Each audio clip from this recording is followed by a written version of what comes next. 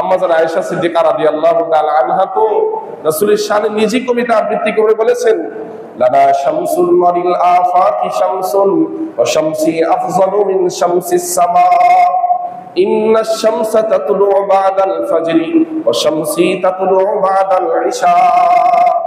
আম্মা জান আয়েশা সিদ্দিকা রাদিয়াল্লাহু তাআলা আনহা তার প্রিয়তম স্বামী দুজাহানের বাদশা সরকারে দু আলম শাফিউল মুজনাবিন মুহাম্মদুর রাসূলুল্লাহ সাল্লাল্লাহু আলাইহি ওয়াসাল্লাম সম্পর্কে কবিতা আবৃত্তি করে আম্মা জান বলেছেন, আমার হাতের সুই যদি কখনো হারিয়ে যেত আমি অপেক্ষায় থাকতাম কখন আমার ঘরে আমার নবুয়তের সূর্য উদিত হবে।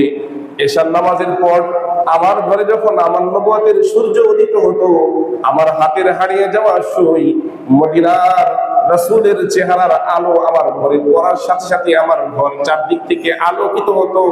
নবীজির নবুয়তের চেহারার আলোতে আমার সুই চমকে উঠতো, আমি সেই আলো থেকে আমার সুই তুলে নিতাম। আল্লাহু আকবার। কেন আম্মা জান রাসূলের চেহারার আলো থেকে নিজের সুই পুড়িয়ে নিতেন।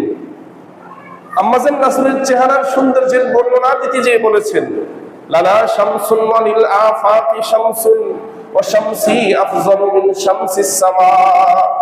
আম্মা জান বলেন, আমারও একটা সূর্য আছে, আকাশেরও একটা সূর্য আছে।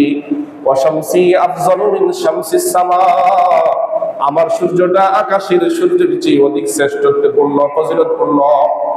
ইন্না শামসা তাতলু বাদ, কারণ আকাশের সূর্যটা উদিত হয় ফজরের পর।